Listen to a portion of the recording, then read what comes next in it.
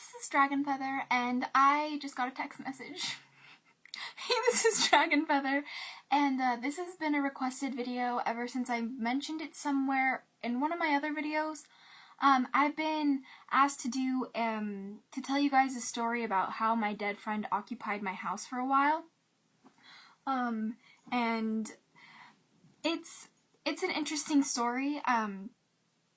It's really sad the way she died. And I'm gonna get into that in a second. Just a disclaimer here.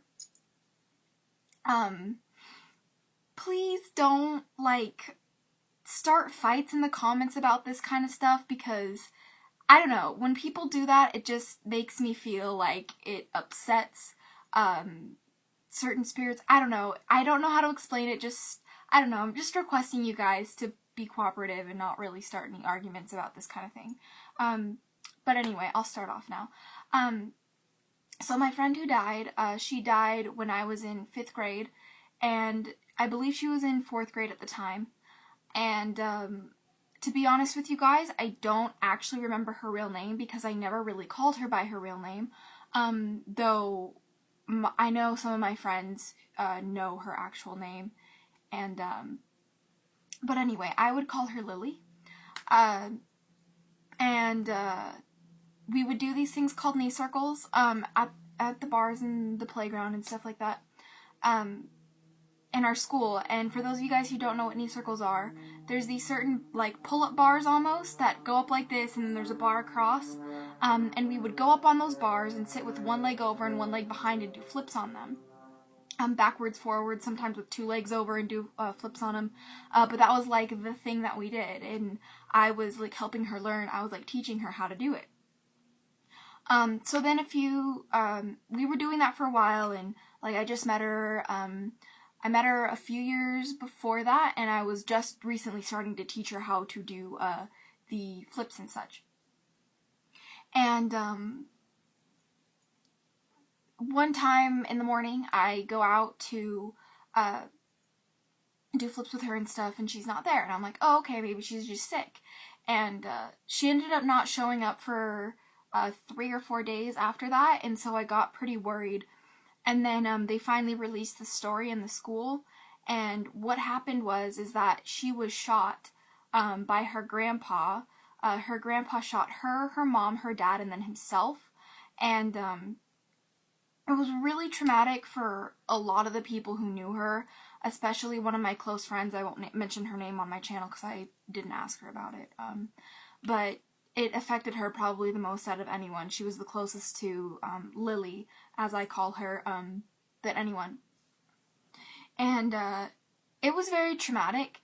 I had a hard time doing knee circles for a while after that, and it was really just kind of a hard problem, and there's probably a lot of trauma with that I didn't necessarily deal with until just recently. So fast forward a couple years, this is now, instead of 5th grade, this is 8th grade, and I'm, in my room or whatever with my cat, and Keisha's always acted, for those of you guys who know who Keisha is, she's my black cat. Sorry, this is kind of hard for me to talk about, especially in this sort of setting. It's, I've never really done an open talk about this, only because I struggle so much with it, so bear with me, guys. But back to the story, my cat, she lays with me and sleeps with me at night. She cuddles with me every night. And I was laying in bed and, getting ready to go to sleep and reading a book and stuff, and then Keisha just starts hissing and growling and hissing, and it was very frightening because there was nothing there and no one there, but I could tell something was very wrong because she normally doesn't get that crazy unless I do anything to piss her off or something is wrong or someone else is in the house, which is usually why she would get so angry or pissy. And so I was really confused, and then I felt the air got heavier, and I felt like something was there. and I did not know who or what it was, but it scared the shit out of me. And this was before I was into any of my Wiccan or witchcraft or pagan practices at all. I had no idea how to, like, protect myself. I had no idea of any of that. I was just kind of relying on Keisha at that point. And she ended up hopping off my bed, and I've never seen my cat puffed up this fluffy before, trying to make herself look so big. And she was just hissing at the door and stuff, because my door, which is like right back there, you can't see it in the camera, but it was open, and she went over there and hissed, and then finally, she stopped and she sat in front of the door, and I could not do anything to move her. Like, sometimes I'll go and pick her up, whenever she's like hanging around my room, and I would go pick her up, and that didn't happen at she wouldn't let me pick her up. Needless to say, I would try to pick her up, and she would like, you know, move away. She wouldn't hiss or growl at me, but she would struggle away from me and then sit, and then won't move her head, like when I would push it or whatever, to make sure. And so I kind of just left her there, and I did not sleep. I did not get a piece of sleep that night. I did not sleep that night, and I did not sleep for a long time after this happened.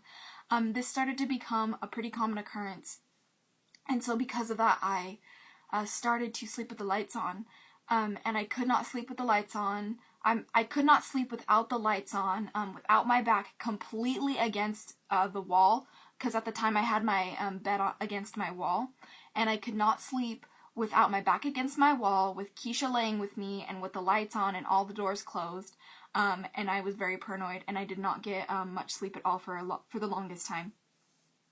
And the presence I started to notice wasn't threatening, but it wasn't friendly either. It just kind of existed in the house.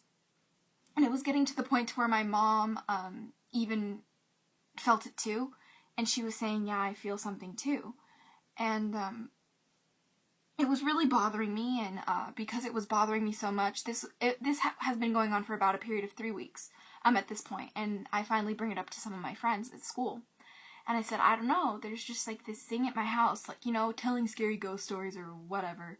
I ended up talking to them about that. And one of my friends ended up saying, oh, well, what if it's Lily? Except they said her real name, but I honestly don't remember her real name, so that is my bad, because I would never call her that. And so she's like, oh, what if it was Lily? And I was like, I thought about it, and I'm like, okay, I could see that. And so with that knowledge, I ended up coming back home, and I was still really, really scared. Like, still to this day, I'm uncomfortable talking about it, if you guys can't tell.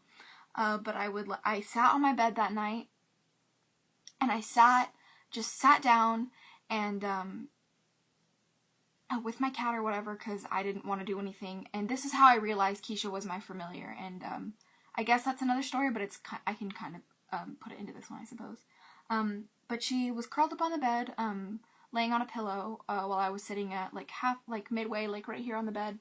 And I just sat there, and I was just like thinking of Lily and how awful it was and stuff like that, and just like that I missed her and stuff like that. And almost as soon as I started thinking about her specifically, I felt the presence again, and Keisha got a little weird. She didn't hiss this time, but she was growling and making weird noises again, but she was still laying down. So because of that reason, I took her response as that the spirit, or as Lily's spirit, wasn't much of a threat.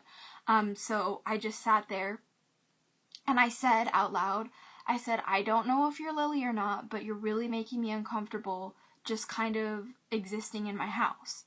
And when I said that, the presence didn't come across as threatening anymore, or uneasy, but she still didn't come across as positive. She just came across as, oh, like if my friend were to walk into the room right now and like grab a cup of water or something and walk out, it's just something like that. I'm like, oh, she's there.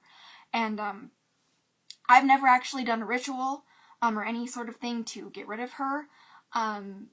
Because after that whole incident, she stopped coming around for a while. But then, as of recently with my practices, with me doing what I've been doing. I've been feeling her presence recently, and she's kind of, I have a feeling that she's kind of always followed me around. I've kind of gotten that vibe. And even when I've done rituals with others, they have felt her presence too, and they have gotten really unnerved by it, which I don't blame them. But yeah, and the reason why I talk about this is because when you guys have a presence following you and you don't really know how to deal with it, it can be absolutely terrifying. And I totally agree with you guys, and I totally understand, and I know that. And that's why I suggest for you guys that if you do have a situation like this, to either contact me about it, because I know a lot more than I did back then, and I can totally help you guys if you guys need anything, or I can do the best that I can, or direct you towards better sources, something like that. But please feel free to share your stories in the comments below if you've ever had anything like that, and your ideas on what you think about my story, because I've been asked to do this video quite a bit, and I've honestly really been debating about it, whether or not to make the video. But I figured that I could help you guys and help like put a lesson out there for it, and don't be afraid. Don't be afraid to communicate with them. I mean, yeah, you know, if you feel threatened, if you feel like you're going to be harmed, that's when you need to take special precautions and proper proper things to do in order to protect yourself. But if it's the case like mine, where it's not threatening but not good, and it's just the presence is just there, then maybe it's someone trying to contact you. And so that's why I brought it up. So if you guys have any questions, please let me know. It's really difficult with the YouTube comments to contact me through YouTube comments right now. But Facebook, Twitter, and Tumblr are the best places to contact me. I get back to people pretty much within the day that they contact me, or within 24 hours. So there's that. So yeah, I hope you guys enjoyed. This was kind of a really different video, but it relates to the kind of stuff I talk about on here. And you guys wanted it, so there you go. But yeah, I hope this, guys, helped you learn about spirits, or maybe you have one in your house and you need help. But yeah, until next time, blessed be, and bye.